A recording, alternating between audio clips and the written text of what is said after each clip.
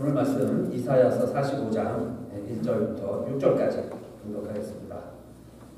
나 여호와는 나의 기름 받은 고레스의 오른손을 잡고 열국으로 그 앞에 항복하게 하며 열왕의 허리를 풀며 성문을 그 앞에 열어서 닫지 못하게 하리라. 내가 고레스에게 이르기를 내가 내 앞서 가서 험한 곳을 평탁케 하며 논문을 쳐서 부수며 쇠빗장을 꺾고 내게 흑암 중에 보아와 은밀한 곳에 숨은 재물을 주어서 너를 지명하여 부른 자가 나 여호와 이스라엘의 하나님인 줄 알게 하리라. 내가 나의 종이하고 나의 택한 이스라엘을 위하여 너를 지명하여 불렀나니 너는 나를 알지 못했을지라도 나는 내게 칭호를 주었노라. 나는 여호와라. 나 외에 다른 이가 없나니 나밖에 신이 없느니라. 너는 나를 알지 못했을지라도 나는 내 띠를 도울 것이요 해 뜨는 곳에서든지 지는 곳에서든지 나밖에 다른 이가 없는 줄을 무리로 알게 하리라. 나는 여호와라. 다른 이가 없느니라. 아멘. 할렐루야. 아멘. 할렐루야. 아멘. 할렐루야. 오늘도 하나님께서 말씀으로 크게 은혜 주실 줄 믿습니다. 우리 하나님을 알자 하는 제목으로 이사야서를 통해서 두 번째 말씀, 이사야 66장이지만 딱 두 번 전하게 되었습니다. 지난주에는 하나님을 알자. 인생에 하나님을 모른다면 무엇과 같다 그랬어요. 소는 그 임자를 알고 나귀는 제 주인의 부위를 알고만은 이스라엘은 알지 못하고 내 백성은 깨닫지 못하고 보다 소나 나귀 같다. 아니 소나 나귀보다 못하다 그 말씀입니다. 자, 오늘 우리가 알려주신 하나님이 또 있어요. 우리가 깨달아야 될 하나님이 있습니다. 하나님의 존재가 어떤 존재냐 하는 겁니다. 먼저 하나님은 우리가 하나님을 알기 전부터 하나님은 우리를 아세요. 아실 뿐만 아니라 우리를 어머니 뱃속에서 모태에서 지으셨어요. 아니 우리 어머니가 태어나기 영원 전부터 우리를 하나님이 다 작정하십니다. 그런 존재가 있다. 내가 그런 존재다. 하나님이 계실 뿐만 아니라 그 하나님이 나와는 나를 지명하여 불렀다는 거예요. 나를 먼저 알고 계셨다. 그걸 고레스라는 왕을 통해서 이렇게 설명을 합니다. 고레스는 이스라엘 백성들이 하나님을 잘 섬기던 백성이었는데 그만 하나님을 잊어버리고 다른 신들을 하나님이냐 예루살렘에서 다른 신들을 섬겼을 때 하나님께서 이스라엘을 책망하신 거죠. 심판하신 겁니다. 그래서 북왕국이 이스라엘이 망하고 남왕국이 바벨론에서 멸망을 하고 그런데 때가 되어서 이제 이스라엘 백성들이 돌아올 때가 됐습니다. 그래서 하나님이 돌아오게 하시는데 고레스 왕을 통해서 바벨론을 치게 하시고 바벨론이 망해서 결국 바벨론에 포로로 잡혀갔던 이스라엘이 다시 곧도로 이스라엘로 돌아오게 된 때예요. 그때 고레스를 이방의 왕입니다. 하나님 모르는 왕이에요. 그런데 고레스를 향하여 하나님은 이렇게 말하죠. 나의 기름 부은 왕이다. 내가 기름 부었다. 고레스를 하나님이 기름 부으셨다. 물론 고레스는요 이스라엘의 선지자를 만난 적도 없어요. 하나님 모르는 왕이에요. 그런데 하나님이 기름 부어서 하나님의 일을 하는데 사용하셨다 그 이야기예요. 바벨론이 망하고 결국 이스라엘이 돌아오게 하는데 고레스가 쓰임받은 거죠. 하나님이 고레스를 사용하셨다. 그런데 고레스를 통해서 어떤 하나님을 소개하냐면 내가 너를 지명하여 불렀다. 내가 너를 왕으로 세웠다. 너가 지금 이 일을 하게 하는 것이다. 나는 이스라엘의 하나님이다. 나는 만왕의 왕이다. 나는 유일한 여호와 나 하나뿐인 나 하나님이다. 그런데 내가 너를 지명하여 불렀다. 내가 나를 알기 전에 나는 너를 먼저 알았다. 그 말씀이에요. 이 고백은 이 말씀은 우리 하나님은 내가 알기 전에 하나님이 먼저 나를 아셨다. 나도 마찬가지죠. 고레스만이 아니라 내가 하나님을 선택한 게 아니고 하나님이 나를 먼저 아셨고 내가 하나님을 알게 됐어요. 내가 알지 못할지라도 그 말씀이 계속 나오죠. 고레스를 향해서도 내가 나를 알지 못하였을지라도 내가 너를 불렀다. 내가 내 띠를 도울 것이다. 내가 해 뜨는 곳에서부터 해 지는 곳에까지 나 외에 다른 이가 없음을 다른 하나님이 없음을 내가 알게 될 것이다. 그 이야기예요. 우리 하나님이 내가 하나님을 알고 내가 주님을 영접하기 전부터 하나님이 나를 아셨는데 그 하나님은 어떤 하나님이시냐 하는 걸 아는 게 중요합니다. 그래서 이사야서 이렇게 계속 읽어보시면 하나님은 나를 지으셨을 뿐만 아니라 태에서 날 때부터 나를 안으시고 나를 품으시고 나를 구하여내시는 인도해 주시는 하나님이시다. 그 고백이 나오죠. 이사야 46장 3절에 야곱 집이여 이스라엘 집에 남은 모든 자여 나를 들을지어다. 내 말을 들어봐라. 이스라엘 내 말을 들어봐라. 고레스뿐만이 아니라 이스라엘이여 내 말을 들어봐라. 배에서 남으로부터 내게 안겼고 태에서 남으로부터 내게 품기운 너희여 너희가 노년에 이르기까지 내가 그리하겠고 백발이 되기까지 내가 너희를 품을 것이라. 내가 지었은즉 아는 것이요 품을 것이요 구하여내리라. 세상은 늙으면 이제 쉬라고 하는 겁니다. 또 일할 힘도 없어져요. 그래서 쉬죠. 그러나 하나님은 우리를 태에서부터 함께 하시고 안아주셨을 뿐만 아니라 백발이 되어도 노년이 되어도 내가 너를 안을 것이요 품을 것이요 구하여내리라. 할렐루야. 나를 지으신 하나님, 나를 만드신 하나님이 내가 백발이 되도록 내가 은혜 내려가 하나님이 나와 함께 하시도다. 그 하나님을 알자. 그 하나님을 알아라. 그 말씀이에요. 내가 하나님을 알기 전에 하나님이 나를 아셨는데 내가 그 하나님을 알아가야 되지 않겠어요? 하나님은 나를 버리지 않으십니다. 절대로 나를 버리지 않으십니다. 하나님이십니다. 세상은 버려도요. 하나님은 나를 버리지 않는 줄로 믿습니다. 아멘. 부부간에도 한쪽을 어쩔 수 없이 사별할 수도 있어요. 이별도 합니다. 그러나 하나님은 나를 버리지 아니하신다. 자식도 부모를 어쩔 수 없이 버리는 건 아니지만 부모를 끝까지 함께 할 수 없어요. 특히 미국에서는 각자 살지 자식에게 책임을 전가시키지도 않습니다. 자식은 나를 챙겨줄 수 없어도요. 하나님은 절대로 우리를 버리지 아니하신다. 여러분 그 하나님을 알기 바라겠습니다. 아멘. 하나님은 나를 버리지 아니하신다. 그 말씀이에요. 백발이 돼도 노년이 돼도 내가 힘이 없어도 아무 가치가 없어도 생산 능력이 없어도 하나님은 나를 버리지 아니하신다. 왜? 원래부터 하나님이 나를 아셨다. 그 말씀이에요. 내가 어릴 때부터 태어나기 전부터 하나님 나를 아신다.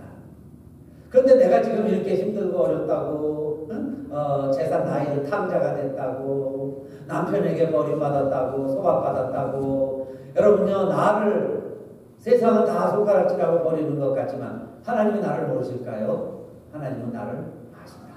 그 말씀이에요. 아실 뿐만이 아니라 안고 품고 구하여내시고 버리지 아니하신다. 그 말씀이죠. 그 하나님을 알자. 하나님은 나를 절대로 버리지 아니하시는 하나님이시다. 그래서 이스라엘의 남은 자들이요. 지금까지 견딘 이스라엘이요. 이스라엘의 부르터기들이요. 그 말씀이에요. 나라가 망하고 성전이 폐허가 되고 민족이 뿔뿔이 흩어지고 이방 나라에 가서 이민 아닌 이민 생활, 종 아닌 종 생활 하는 이스라엘 백성들에게 하나님이 약속하는 거예요. 나를 알아라. 내가 너희를 버리지 아니하리라. 너희 날 때부터 내가 다 한다. 버리지 않을게. 버리지 않는 하나님이야. 그 하나님을 알자.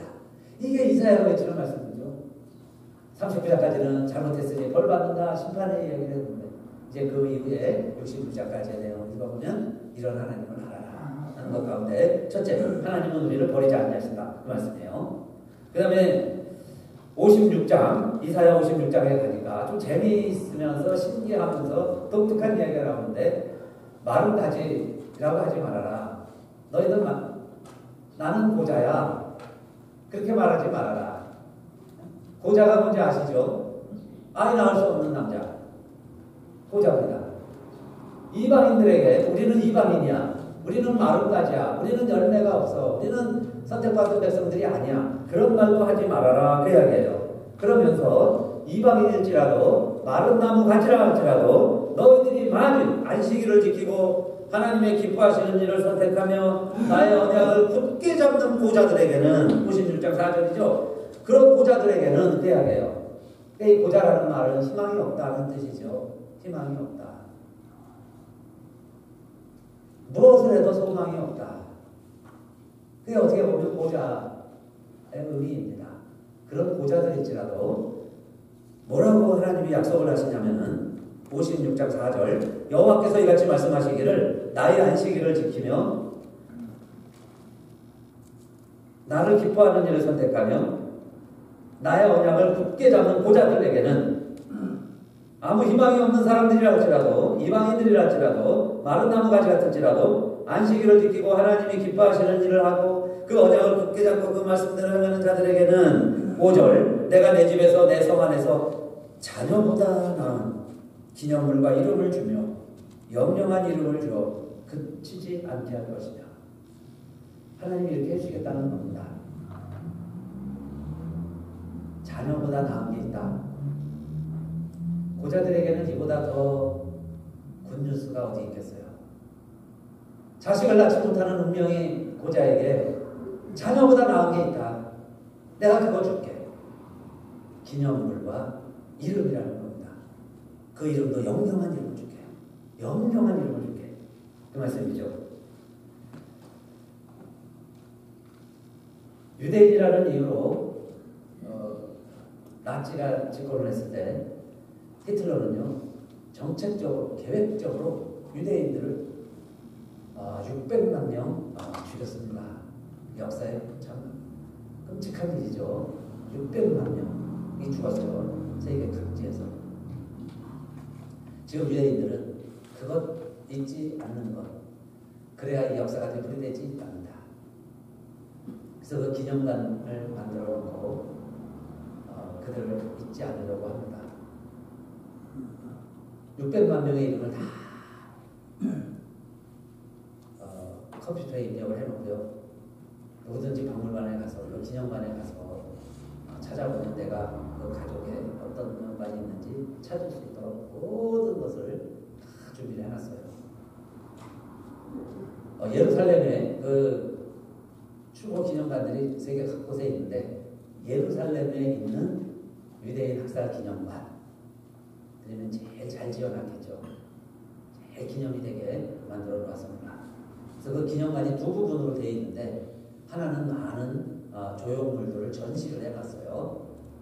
형이상학적인 조형물들을 가지고 그때 죽은 그 억울한 사람들을 잊지 않으려고 많은 것을 조각 작품들, 많은 작품들을 전시를 해놨는데 머리 잘린 생선을 예쁘게 만들어 놓고는 머리를 탁 잘라놓고 생선은 조각품으로 세워놓고 굴뚝에서 연기가 끊이지 않고 계속 올라가는 연기나는 굴뚝. 뭘 태우는 무슨 연기인지는 다 알죠. 자기의 가슴을 촛불로 지지면서 불태우는 여인. 내 가슴을 불태우는 여인들. 그러면서 그때 있었던 그 희생들, 아픔들을 잊지 말자고 그 기념관, 기념물들을 세워놓습니다. 그리고 또 한 장소가 있는데 그 장소는 이름을 적어놨어요. 명단이 쫙 있는 그 600만 명 조사해서 파악해서 알 수 있는 데까지 알아낸 그 600만 명의 이름을 적어낸 그 이름이 있는 그 장소는 그 국회학자 부서 박사가 쓴 책에 보면 그 장소는요 지을 때 그 당시에 어떤 폭탄이 떨어져도 그 장소를 파괴할 수 없는 특수 설계된 방이다라고 소개하고 있어요. 어떤 폭탄, 어떤 테러가 일어나도 이 방은 테러되지 않는, 지울 수 없는 완전한 특수 설계된 장소로 그 방을 만들어 놓고 그 안에 죄 없이 이름 없이 죽어간 600만 명의 이름을 거기 적어놨어요. 그리고 그들은 말하기를 역사를 잊으면 역사는 되풀이된다. 그걸 기억하려고. 그래서 여러분 그 박물관의 이름이 뭐냐면 야드 바셈이에요. 왜 그 많은 구약이 있는데 그 많은 이름 중에 그 이스라엘 이제는 가장 거룩한 성지가 됐죠. 그 박물관 이름을 야드 바셈이라고 지었을까? 야드 바셈이 바로 기념과 이름입니다. 기념과 이름. 오늘 보면 이사야 이 본문을 따서 박물관 이름을 야기봤어요. 기념과 이름이라는 박물관 이름을 지어놓고 그들은 기억하려고 기념물들을 세워놨어요. 메모리얼이라는 것이 기념한다는 것, 메모리얼이라는 것은 리멤버죠. 그러니까 리멤버라는 것은 우리가 기억을 한다는 것은 메모리얼이에요. 후세가 그 역사를 잊어버리면 아무 의미가 없겠죠. 그래서 보좌들에게 하나님의 약속, 아무 희망 없이 살아갔던 보좌들에게도 자식이 모든 것의 희망이죠. 자식이 우리를 기억해 주리라고, 추도일을 찾아주라고. 11월 7일 저희 아버님 일주기가 됐는데 저희도 오니까 그냥 모여서 이제 예배 드리려고 하지만은 뭐 삶이라는 게 다 잊혀지죠. 자식들이 다 영원히 기억합니까? 자식보다 귀하게 그랬어요. 하나님을 찾는 자들에게는, 하나님을 경외하는 자들에게는, 결국 하나님께 돌아오는 자들에게는 내가 어떤 하나님인 줄 알라. 내가 심판을 내린 것 같아서 내가 이스라엘을 흩었고 성전이 폐허가 됐고 그 내 생명 같은 내 아들 딸 같은 예루살렘 이스라엘이 그렇게 황무지가 됐지만은 내가 그들을 잊지 않을게. 그 이야기입니다. 내가 너의 삶을 잊지 않는 기념물이 되게 해줄게. Remember. 그리고 사람들이 너를 메모리할 거야. 너의 이름. 영원히 기억될 거다. 영원한 이름을 줄게. 그 약속이죠. 그러니까 우리 하나님은 내 형편이 어떠하든지 나는 마른 나무까지 같아요. 열매도 없어요. 그럴지라도 하나님은 내 삶을 기념이 되게 해주시고 나를 기억하게 해주시고 내 이름을 영원히 남을 수 있도록 하나님께서 아시고 배려하고 이끄시고 인도해 주시고 후원해 줄게. 후원해주는 삶이야. 그 삶이 있다는 겁니다. 그래서 그 두 전시실 방을 나눠놨고요. 밖으로 나오면 또 조형물이 있습니다. 근데 왜 어른이 아이들을 다 끌어안고 있는 조형물인데 뭐 선생님 얼굴 조그맣게 보이고요. 그 어린 아이들이 크게 보이고 선생님 손이 크게 보이는 조형물을 그 마당에 만들어 놨어요. 근데 이것은 코르자크 선생님입니다. 코르자크. 폴란드의 의사였고 소아과였고 아이들을 가르치고 아이들을 살아냈던 그 선생님, 의사 선생님인데 교실에서 아이들하고 같이 있는데 독일 분들이 들어와서 유태인 아이들을 색출해서 끌고 가는 겁니다. 아이들을 막 트럭에 끌고 아이들이 무서워가지고 선생님 손을 막 붙잡고 안는 거예요. 이 아이들 살고 싶습니다. 무서우니까. 그런데 선생님이 이 아이들을 놓을 수가 없어요. 그래서 그 독일 분이 이야기합니다. 당신은 저리 가시오. 당신은 떨어지시오. 그래서 손을 놓고 떨고 내가 나가려고 하는데 아이들은 잡고 있죠. 내가 이 아이들의 손을 놓을 수가 없어요. 그래서 아이들을 더 끌어안고 위로해 줍니다. 울지마, 울지마, 무서워하지마. 조금 있으면 엄마 아빠 만날 수 있어.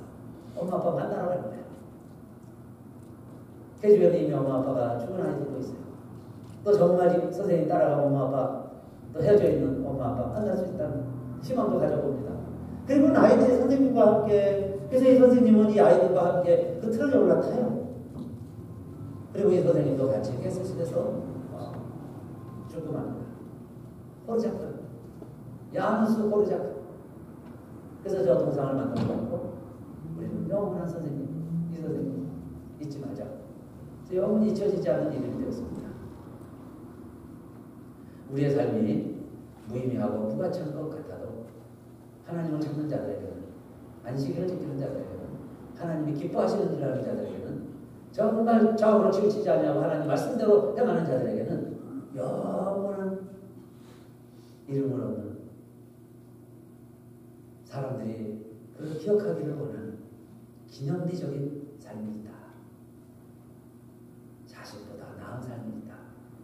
자식 많이 낳아서 잘 키워서 복받은 사람이다 라고 칭함하는 것보다 더 복받은 사람들이 될 것이다. 더 복받은 사람이라고 칭함하는 것이다. 그래서 수많은 사람들이 자식 없이 죽어갔지만은 그 사람들의 이름은 하늘에 빛나는 별처럼 영원히 빛나기를 바라면서 그들은 어느 폭탄에도 부서지지 않는 특수 설계된 밤에 그 이름들을 전부 적어놨어요. 하나님의 마음이라는 거예요. 그 하나님을 알아. 그 하나님 마음을 알아. 그리고 또 세 번째로 하나님 이렇게 이야기합니다. 내가 너희를 이제는 새 이름을 줄게. 내가 새롭게 불러줄게. 그 이야기죠. 새 이름을 주겠다. 근데 그 새 이름이 뭘까? 이스라엘이 아니라는 거예요. 버림받은 이스라엘이 아니에요. 폐허가 된 예루살렘이 아니에요. 내가 너희들에게 새 이름을 줄게. 그리고 사람들은 너희 후손들을 복받은 자니라고 말할 것이다. 복받았다고 이야기하게 될 것이다. 이사야 61장 10절부터 볼게요. 10절에 보니까 내가 여호와로 인하여 크게 기뻐하며 내 영혼이 나의 하나님으로 인하여 즐거워하리니 이는 그가 구원의 옷으로 내게 입히시며 의의 겉옷으로 내게 더하심이 신랑이 사모를 쓰며 신부가 자기 보물로 단장함 갖게 하셨습니다. 아무리 가난한 가정에서도요, 결혼식 날은 빚을 내서라도 그래도 드레스 입고, 그죠? 아무리 가난해도 신랑이 양복 한 벌은 빌려서라도 입고 가장 아름다운 모습으로 결혼식을 올리는 신랑과 신부처럼 내가 너희를 신부가 아름다운 보물로 장식한 것처럼 내가 아름다운 보물로 너를 장식하고 신랑이 사모를 쓰고 멋진 신사가 되는 것처럼 내가 너를 신랑과 신부로 내가 너를 새로 불러줄게. 나의 신랑이야, 나의 신부야. 그렇게 부르겠다는 거죠, 하나님이. 61장. 근데 62장에 가면은 또 구체적으로 이름을 불러주세요. 신랑 신부라고 해놓으시고, 그 다음에 62장에 2절에 열방이 내 공의를 열왕이 다 내 영광을 볼 것이요 너는 여호와의 입으로 정하실 새 이름으로 일컬음이 될 것이며 너희는 이제 새 이름으로 일컬음을 받을 것이다. 그 새 이름이 62장 3절 너는 또 여호와의 손에 아름다운 멸관 내 하나님의 손에 왕관이 될 것이라. 하나님의 멸관, 하나님의 왕관. 우리를요, 우리 같은 사람들을 어떻게 보면 마른 나무 고자 같았는데 우리들을 하나님이 다시 사랑해 주시고 우리들을 인정해 주시는데 왕관, 멸관을 너희들에게 씌워줄게. 신랑이 신부 사랑하든 신부가 신랑 사랑하든 내가 너희를 이렇게 사랑하는데 사랑하니까.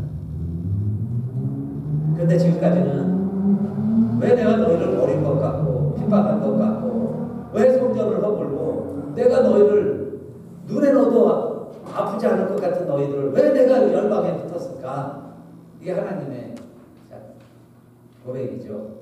그러시면서 뭐라고 이야기했냐면 62장 4절 다시는 너를 버리운 자라 칭하지 아니하며 다시는 내 땅을 황무지라 칭하지 아니하고 오직 너를 헵시바라 하며 내 땅을 빌라라 하리니 이는 하나님께서 너를 기뻐하실 것이며 내 땅이 결혼한 바가 될 것이니라. 새 이름을 불러주시는데 우리를 뭐라고 불러주시느냐? 헵시바와 빌라라고 불러주시다. 한번 해봅시다. 헵시바와 빌라. 헵시바 빌라. 네, 좀 우리말이 아니니까 좀 낯설고 좀 힘들지만은 헵시바 빌라. 익숙해지시고 좋아해 주시고 사랑하는 그리고 여러분 나의 이름 여러분이 서로 불러주는 사람의 이름 되길 바라겠어요. 헵시바와 빌라. 네? 헵시바와 빌라. 그러니까 헵시바가 뭘까요? 왜 헵시바라고 새 이름을 주셨어요? 그 전에 62장 4절에 보면 다시는 너를 버리운 자라 칭하지 아니하며 그랬어요. 버리운 자가 아니라 헵시바다 그 이야기입니다. 여기 버리운 자라는 것은 데졸릿이에요.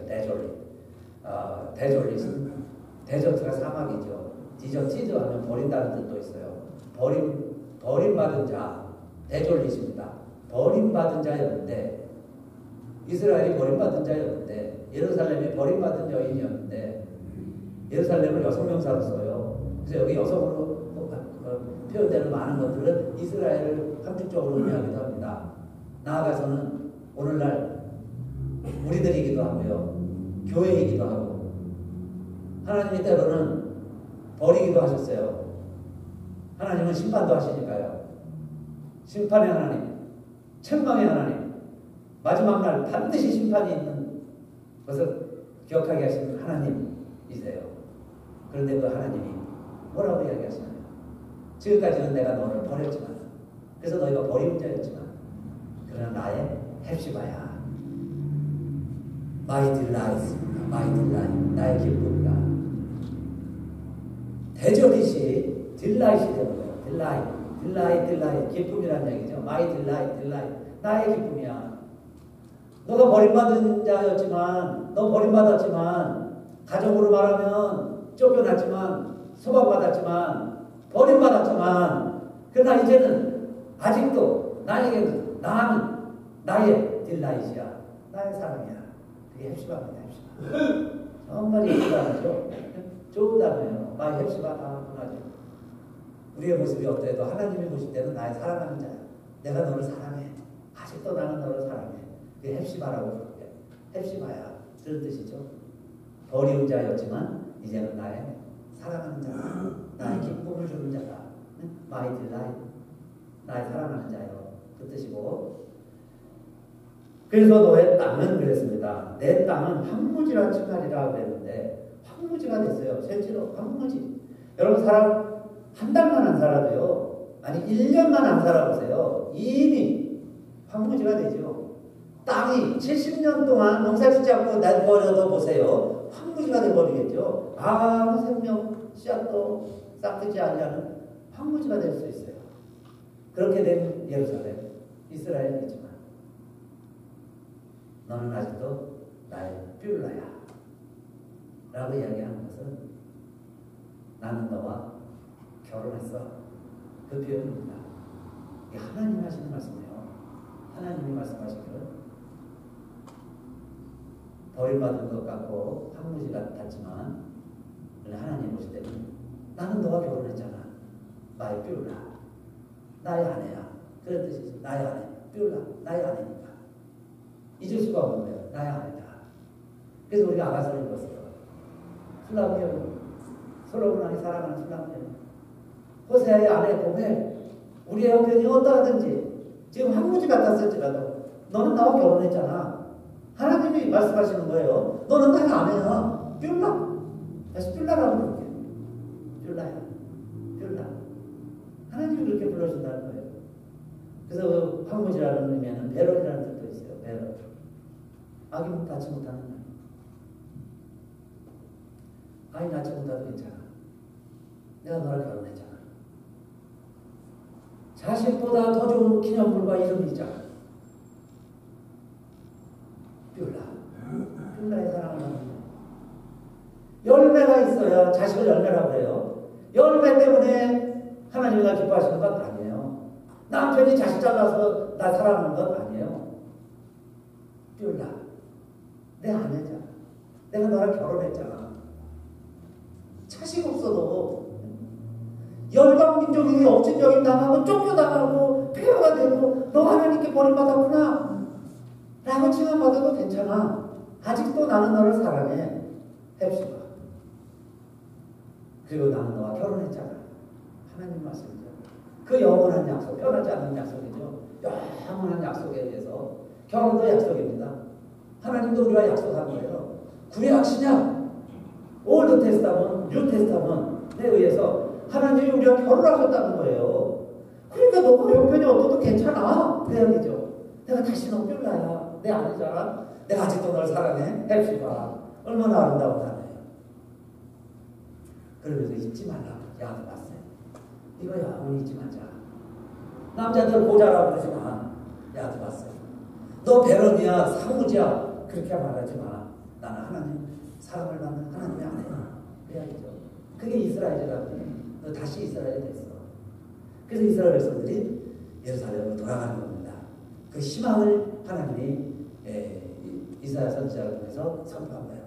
그래서 이사야가 66장이나 됐는데 막 길지요. 그래서 이거 어떻게 다 읽나 싶은데 하여튼 크게 두 부분 생각하시면 돼요. 39장까지는 하나님 심판이 얘기하셨다면 40장부터 66장까지는 하나님의 위로예요. 이런 하나님을 알라는 거예요. 39장까지 심판의 하나님만 보면 하나님 무서워서 하나님 선보이기 싫어요. 좀 도망가야지. 좀 어려운 일이 있고 힘든 일이 있으면 빨리 하나님 도망쳐야지, 하나님으로부터. 근데 하나님을 알자 그랬어요. 하나님을 알자. 우리 하나님은 어떤 하나님이시나? 소도 임자를 알고 나귀들도 제 주인의 부유를 아는데 내가 믿는 하나님은 어떤 하나님인지는 알아야 되잖아요. 근데 그 하나님은 나를 내 영혼이 없다든지 나에게 기념비적인 삶과 그 이름을 영영히 남기는 삶을 살게 하게 해주신다. 그리고 스스로 황무자로 하지 말아라. 버림받은 여자라고 말하지 말아라. 너는 나의 사랑을 받는 헵시바, 나의 뜰라라. 헵시바와 뜰라라. 그래서 마지막 결론은, 저는 항상 성경 읽으면 뭐 책임대로 그래요. 결론은 뒷부분에서 찾게 되는데 앞부분에서 썰어줍니다. 앞부분에 보면 이 책이 얘기하려고 하는 게 이미 다 있어요. 마지막 장 가면 결론이 다 있습니다. 네? 이사야도 마찬가지인데. 그럼 우리가 어떻게 살아가야 되냐? 하나님을 알자. 어떤 하나님을 알라는 거예요? 여호와를 인하여 즐거워해라. 여호와를 인하여 기뻐해라.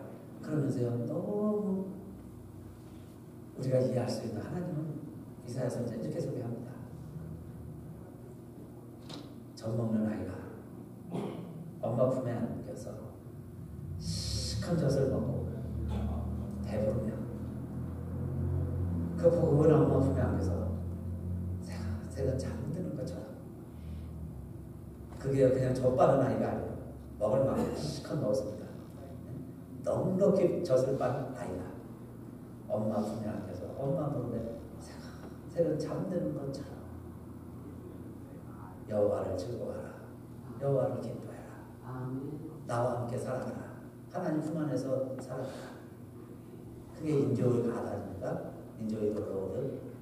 글로리파이. 하나님께 영광도 돌리지만은 인조의 로드. 하나님을 즐겨라. 하나님 품에 안에서 만족하는 사람. 그 하나님을 알자. 그 하나님을 알아. 하나님이 우리가 뭐 돈 잘 벌고 뭐 많이 봉사하고 얼마 선물 많이 사오고 이때도 자식들이 엄마 아빠를 기쁘게 했지만, 사실은 저희도 보면 아이들은요 이미 효도 다 했습니다. 언제 효도 다 했냐면요, 그냥 젖 먹고 건강하게 클 때, 그 아이들 보기만 해도 행복할 때. 저는 애기들 숨 쉴 때 가서 이렇게 하면 그 숨소리가 젖 냄새 나는 게 숨이 또 너무 아까워가지고 제가 숨을 그렇게 맞춰서 마셨어요. 내가 다 마셔서 먹고 그랬어요. 그때 이미 효도 다 한 거 아니겠어요? 엄마 아빠 의지하고 그냥 너 품에서 편안히 자는 거, 그냥 엄마 품에 안겨 있었던 거, 그냥 아빠 왔다고 타고 아빠 그랬던 거, 그게 다지요 뭐. 그렇게 의지하고 엄마 아빠 좋아했던 거 다 효도했습니다. 우리가 하나님께도 마찬가지예요. 하나님을 알자. 여러분, 뭐 일을 해야 되고요, 뭘 해야 되고, 뭐 더 다려주세요, 더 주세요, 뭐 이래가지고 우리가 하나님을 기쁘시게 해드리는 게 아니에요. 하나님께 영광도 안 돼요. 그죠? 하나님의 영광도 안 되고, 하나님 안에서 인정해야 하는 건 물론이고, 하나님 안에서 내가 즐거워야 하나님도 기뻐하시는 거예요. 그 이사야서 보면은 뭘 하나님을 즐거워하라, 하나님 안에서 즐거워하라 하는 말씀이 나오다가 마지막 결론의 사실은 뭐냐면 내가 너를 인해서 기뻐한다는 겁니다. 내가 너희를 기뻐한다는 거예요. 내가 너희 때문에 기뻐한다. 하나님이 기뻐한다. 신랑이 신부 보고 기뻐하는 거죠. 너는 나의 보물이야. 그게 여보죠. 여보. 그게 뷸라라는 의미입니다. 여보. 보물과 같다. 하나님이 우리에게 보물과 같다는 거예요. 오죽하면 하나님의 손에 왕관이요, 하나님의 손에 멸관이라는 겁니까? 그러니까 나의 여보라는 거예요. 하나님이 우리를 여보라고 불러주시고요, 아직도 사랑한다고 이야기해 주시니까 그 하나님 안에서 우리는 하나님 말씀 듣고 편안해지고 감사해지고, 세상의 다른 이방 여인의 품에 안겨서 죽을 줄 모르는 잠깐의 칼날 같은 그 나를 호리는 말에 속아서 결국 내 심령을 도륙되고 마는 그런 여인의 품에 안겨서 잠깐의 만족에 취할 것이 아니라 영원한 하나님의 품, 정말 엄마의 나를 진정으로 아는, 나를 낳아준 그런 나를 아는 하나님이시죠. 노년이 돼도 나를 애기처럼 안아줄 수 있는, 백발이 돼도 나를 애기로 봐주시는 그 하나님의 품에 안겨서 살아가는 자, 나 하나님을 인정해야 하는 자요, 하나님께 영광 돌리는 자인 줄로 믿습니다. 하늘을 벌벌 자유롭게 나던 까마귀가요, 한 번은 연못을 지나가다가 그 큰 연못에 하얀 깃털을 한 백조가 홀로 거의 있는 백조를 보고서 부러운 마음이 생겼어요. 그래서 백조에게 날아가가지고 물어봅니다. 백조야, 너 참 아름다운 색깔을 가지고 너는 참 행복하겠다. 그러니까 이 백조가 뭐라고 그러냐면은 나는 그런데 한 가지 색깔밖에 없어. 너 앵무새 아니? 앵무새는 두 가지 색깔을 가지고 있다. 두 가지 색깔을 가지고 있는 너 앵무새를 봐라. 얼마나 아름다운지 몰라. 그래서 또 이 까마귀가 날아서 앵무새에게 찾아갔습니다. 그래서 앵무새야, 야, 너는 두 가지 색깔을 다 가지고 있구나. 너는 참 행복하겠다. 그런데 이 앵무새가 뭐라고 그러냐면요, 그래, 나도 한동안 행복했지. 근데 어느 날 내 행복이 다 무너져 버렸어. 너 공작 아니야? 내가 공작을 보는 순간 내 행복이 다 무너졌다는 거예요. 너무 아름다운 빛깔, 온갖 색깔 다 가지고 있는 날개를 쫙 펴면, 야, 나는 같은 세대, 나는 왜 이럴까? 행복이 다 깨져버렸다는 거예요. 그래서 까마귀가 날아서 공작을 찾아갑니다. 그랬더니 공작이 어디 있냐면요, 많은 사람들 속에 묻혀있는 동물원에가 있어요. 우리 안에 들어가 있습니다. 그래서 그 공작에게 가가지고 물어봐요. 공작아, 너는 그렇게 아름다운 날개를 가졌으니 얼마나 행복하니? 그러니까 이 공작이요, 눈을 들어서 이렇게 하늘을 보더니, 나는 우리 안에 갇혀 사는 날 수 없는 새야. 새가 날 수 없으면 새가 아니야. 저 하늘을 나는 새를 보라. 저게 진짜 새 아니니? 하늘을 날아가는 푸른 하늘을 배경으로 날아가는 새를 보니까 까마귀예요. 자기랑 똑같은 까마귀를 보면서 저게 새라는 거예요. 저렇게 하늘을 날아다녀야 새지, 나같이 우리 안에 갇혀있는 건 새가 아니야. 공작의 얘기를 듣고 까마귀가 크게 깨달았다는 행복 이야기. 그게 뭐니까, 내가 지족하는 마음이 있으면, 감사하는 마음이 없으면요, 아름다운 새를 가져도, 그걸 2개를 가져도, 그거를 7개를 가져도 만족이 없으니까, 그죠? 행복이 없어. 참 행복은 나 같은 까마귀라도 하늘을 홀로 나올 때, 야, 내가 하나님의 면류관이구나. 내가 하나님의 왕관이구나. 하나님은 나를 헵시바로 여겨주시고, 하나님은 나를 뿔라라고 그 보물을 나에게 다 주셨구나. 하나님이 나를 여보로 불러주시는구나. 그걸 알고 깨닫는 사람이 행복한 사람이고, 그게 인생의 본분이고, 결국 하나님은 그걸 위해 오셨는데 우리들이 그것을 강도에게 다 빼앗겼어요. 그 강도가 사탄이죠. 사탄에게 빼앗겨서 그 삶을 살지를 못하고 신라본에서 사는 거예요. 근데 주님이 오신 목적이 그 신라본에 우리를 다시 초청해 주시는 거죠. 그 비결들이 신약의 약속들입니다. 그러니까 이 약속들을 지키며 살면 해요. 그 이사야는 3가지로 얘기했던 거예요. 안식일을 지켜라. 하나님이 기뻐하시는 일을 해라. 하나님이 주신 언약의 말씀들을 다 지켜야 해라. 그리하면 말이죠, 고자라고 하지 마. 이제부터 우리 고자 아니야. 버림받은 여자 아니야. 우리는 수박받은 여자가 아니야. 황무지가 아니야. 배런이 아니고 하나님의 사랑을 받는 헵시바 뿔라다. 사랑하는 성도님들, 헵시바 뿔라 되시기 바라겠습니다. 하나님이 나를 헵시바 뿔라로 불러주시는 줄 믿고 네, 감사하면서요, 일어나셔서 다 같이 찬송하겠습니다.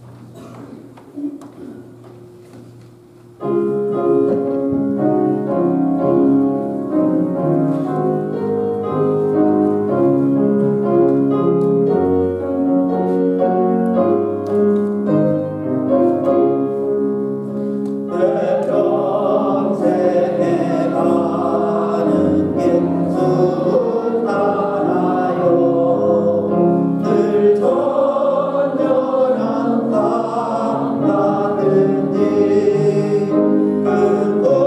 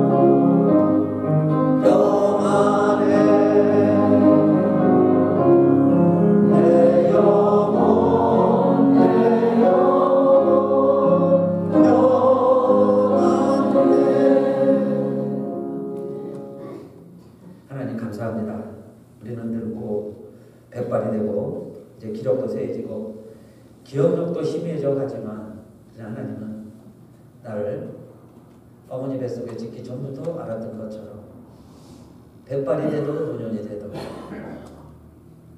주름살이 들어가도 근심 걱정만 쌓여져 가는 것 같은 우리들 내 모습도 하나님은 다 아시고